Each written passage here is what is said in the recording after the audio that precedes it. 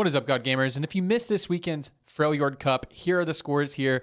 Kurumx won the tournament, and he didn't even drop a game. Look at this. This is a fourth, third. This is a second. This is a first. And here's a second again. Didn't even drop a single game. Whenever I was watching the tournament, I was watching a mixture of Kurum's POV and Soju's POV is what I was watching.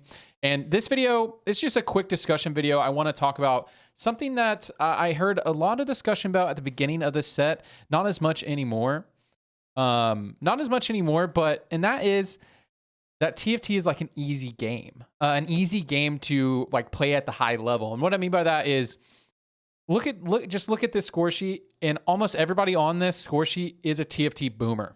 And I think there was a lot of discourse at the beginning of this year at the beginning of the set with the increased popularity of TFT in the tournament scene and in like the higher ELO scene, like high grandmaster, low challenger scene, that sort of thing, about that with a lot of new players coming in, that a lot of TFT players, a lot of the old players are going to be exposed. They aren't as good as we actually are. I think a lot of people have the perception that TFT is one of those games that are easy to play, and that it's only the people at the top are only at the top because there's not a lot of competitive players who want to play here.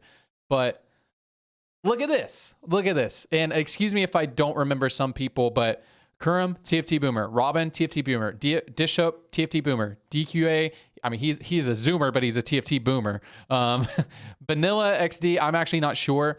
Milk, TFT boomer. Phoenix, TFT boomer. Jack is a TFT boomer. Maybe not a boomer in the actual tournament scene, but Jack's been playing for a long time as well.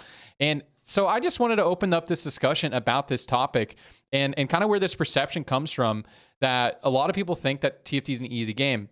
And I think this perception comes from the fact that TFT has an interesting skill stratification, like on the ladder. I think most games are like this. Most competitive games do have a similar skill stratification, but not as extreme as it is in TFT. For example, the biggest skill difference in all of TFT is from a low master to grandmaster. That is the biggest, bar none. It's not even close, is the biggest skill difference in TFT. And anybody who's ever made that climb up to grandmaster or up to challenger can attest to that. Like, for example, that skill gap is bigger than the skill gap between silver and diamond. Like, that is just what it is. But I don't think that's true in a game like League of Legends. Like, I do think the biggest skill gap in League of Legends, and I think people in high ELO would agree, that the biggest skill gap probably is between master and like high grandmaster and low challenger. That probably still is the biggest skill gap in all of the game. But there's definitely, if anybody's ever climbed the ladder on League, I know when I climbed the ladder, I climbed up to, I could get into diamond promos, never quite made it in. But I definitely felt a big skill difference once I was in like high platinum, low diamond. This was in like season 6 or something like that. I definitely felt a big difference from there and playing in silver, but I don't think that skill difference really exists as much in TFT. And I think that's where a lot of people get that feeling that TFT is an easy game. And that is just from people who have never tried to climb.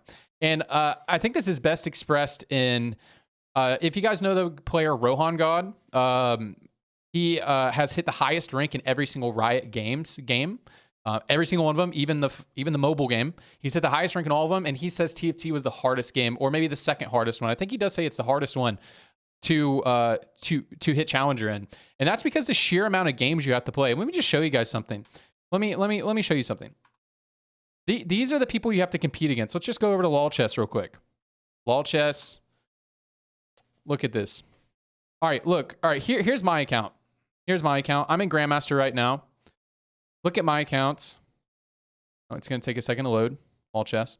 All right. I am rank 654 right now. Grandmaster. Going to try to make the push to Challenger soon. I don't have that many games played. I only have 183 games played. That is not a lot of games. I've been really busy. I've been out of town a bunch. My life has stabilized a little bit.